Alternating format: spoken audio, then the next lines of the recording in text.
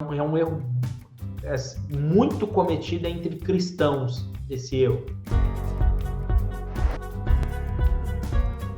Ainda hoje eu conversei com uma pessoa, uma aluna, ela disse o seguinte, né? Ela falou assim, Baroni, é um erro muito cometido entre cristãos, esse erro, de querer espiritualizar tudo, né? Então ela sabe que o marido está traindo, ela sabe que está sendo enganada, ela está sendo maltratada, né? Com desprezo, com gritaria, e ela simplesmente abaixa a cabeça e, para não assumir a falta de competência dela para se posicionar, para fazer o que tem que ser feito, o que o cristão faz?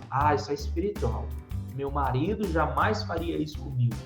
Pode ser espiritual? Pode também, mas não é sempre espiritual.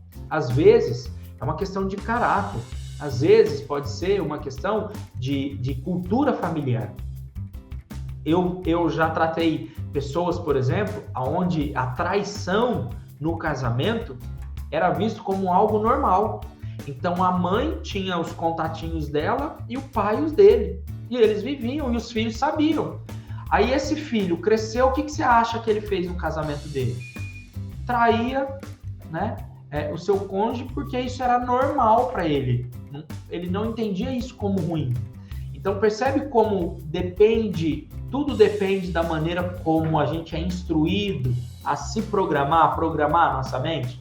A programação da mente dessas pessoas que vivem nesse contexto, mesmo sabendo às vezes que é errado, que é um outro viés também. Então eu falei da traição vista dentro de uma família como algo normal. E já vi também o oposto, o filho, que agora é o que está sofrendo com o problema, vê às vezes, ou a filha, né, vê a mãe sofrendo com o pai que traiu, ou vendo o pai sofrer com a mãe que era adúltera, e fala, nossa, eu tenho nojo disso, mas faço. Como assim? Se eu sei que é errado, eu faço. E a gente vê o apóstolo Paulo falando, né? Fala, porque o bem que quero fazer não faço, mas o mal que não quero fazer, esse sim eu faço. É porque a nossa carne, ela tá falando muito alto, ela tá sendo muito alimentada e o nosso espírito pouco alimentado. Então tem diversos fatores que levam o indivíduo a trair, né?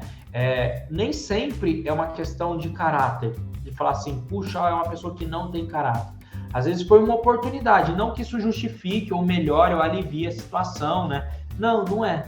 O que tem que se analisar é, fui traído, fui traída de fato e descobri, tá? Assim, eu tenho evidência real, não é só eu acho que fui, olha, eu acredito que sim, porque isso ou aquilo. Não, tem que ter a certeza.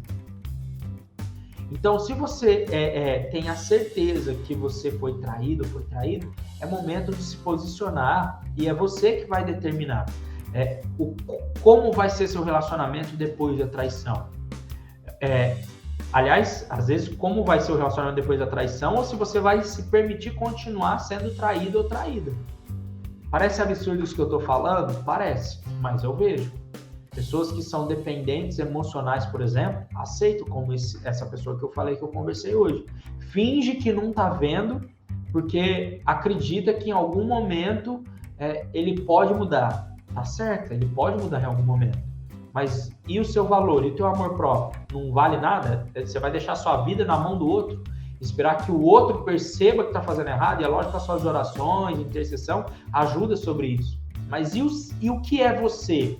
E o seu valor para Deus? E o que Deus tem para a sua vida? Porque alguém que fica nesse estado de subserviência, aceitando uma traição, no fundo, ela está dizendo para Deus, Deus, eu sou qualquer coisa. Eu não preciso do seu propósito na minha vida. O que eu quero é o meu marido, ele é o meu Deus. Então eu vou aceitar todo tipo de humilhação. Parece exagero isso que eu estou falando? Talvez. Mas é exatamente assim que funciona. E aí o que acontece? A pessoa por não saber se posicionar, não alinhar o certeiro, que é o início de tudo, né? Para depois se posicionar, ela se esconde atrás da pseudo-espiritualidade. Que é lógico que tem um espírito de prostituição quando há o adultério? Sim. Mas não é só o espírito de prostituição. O espírito maligno, ele vai ter domínio sobre a nossa mente se a gente deixar ele cativar a nossa mente. Agora, lá em 1 Coríntios 7,14 diz que a oração da mulher que crê santifica o marido que não crê. e a oração do marido que crê santifica a esposa que não crê, porque se assim não fosse, seus filhos seriam impuros. Então a tua oração tem um peso muito forte sobre a vida do seu marido e da sua esposa. Então aquele mal ele não pode perdurar lá. Agora, a sua falta de posicionamento, que é o que eu falo de fazer a nossa parte, nosso 1%, pode impedir que a bênção se complete. Eu não sei se isso está fazendo sentido para você e eu espero que sim. Eu quero que você entenda que ciúmes não vai te beneficiar em nada.